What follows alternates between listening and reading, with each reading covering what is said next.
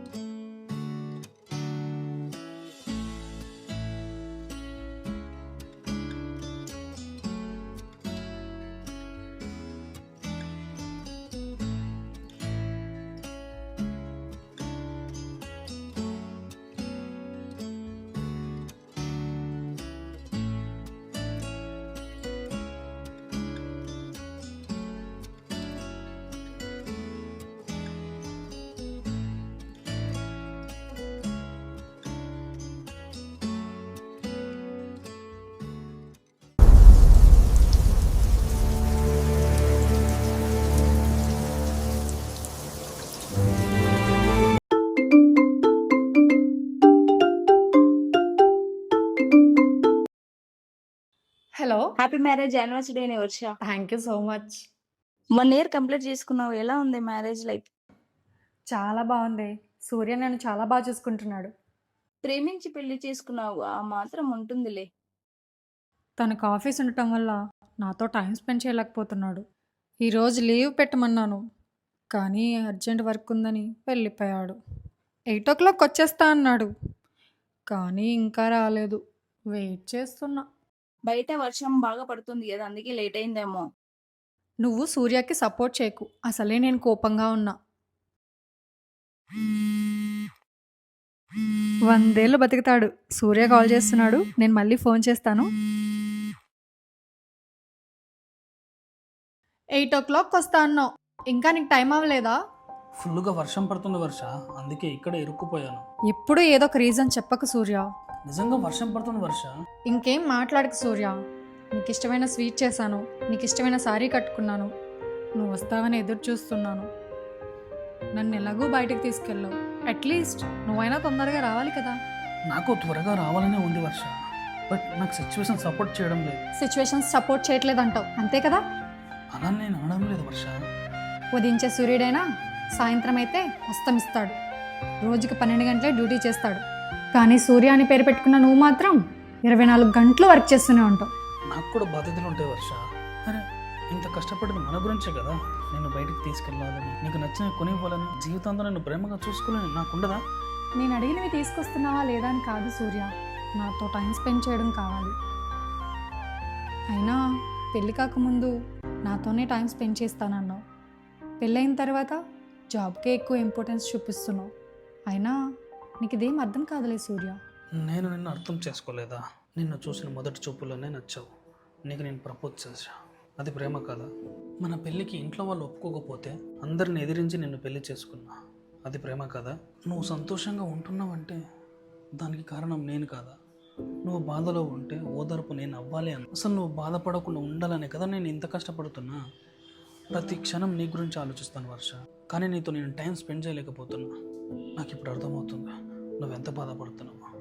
నేను బాధ పెట్టింటే I'm really sorry Varsha, I'm really sorry. లేదు సూర్య, నాదే తప్పు. నువ్వు కష్టపడేది నా గురించి అని తెలిసి కూడా నీ మీద కోప్పడ్డాను.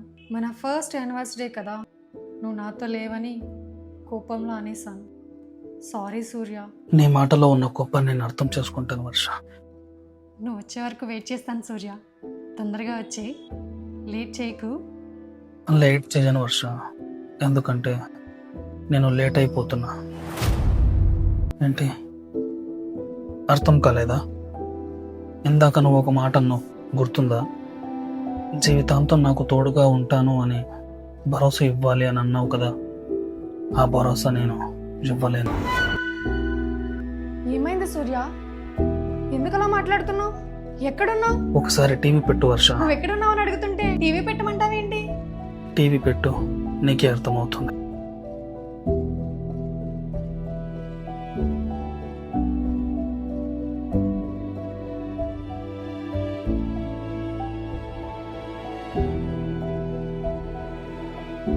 ఇప్పుడే అందిన బ్రేకింగ్ న్యూస్. నగరంలో భారీ వర్షాలు కురవడంతో హైటెక్ సిటీలో ఉన్న మైక్రో సాఫ్ట్వేర్ భవనం కుప్పకూలిపోయింది. భవనం శిథిలాల కింద చాలా మంది కురుకుపోయినట్లు సమాచారం. సహాయక చర్యలు చేపట్టిన రక్షక సిబ్బంది. సూర్య, అది నువ్వు వర్క్ చేస్తున్న బిల్డింగే కదా? నువ్వెక్కడున్నావు? ఆ కూలిపోయిన బిల్డింగ్ కింద ఉన్న వర్ష. లోపలికి ఎవరూ రాలేని పరిస్థితి, నేను బయటికి రాలేని దుస్థితి. నేను ఇంకా కొన్ని క్షణాలు మాత్రమే బ్రతుకుతాను. అలా అనుకో సూర్య, నీకేం కాదు. నువ్వు ఎలా అయినా బయటకు వస్తావు. రావాలని నాకు ఉంది, కానీ రాలేని పరిస్థితి. నిన్ను ఎలా అయినా బ్రతికించుకుంటాను. నేను ఇప్పుడే అక్కడికి వస్తాను. వర్ష ఉండు, నువ్వు ఇక్కడికి వచ్చేలోపు అంతా అయిపోతుంది. అట్లీస్ట్ ఫోన్లో అయితే కొంతసేపు మాట్లాడుకోవచ్చు.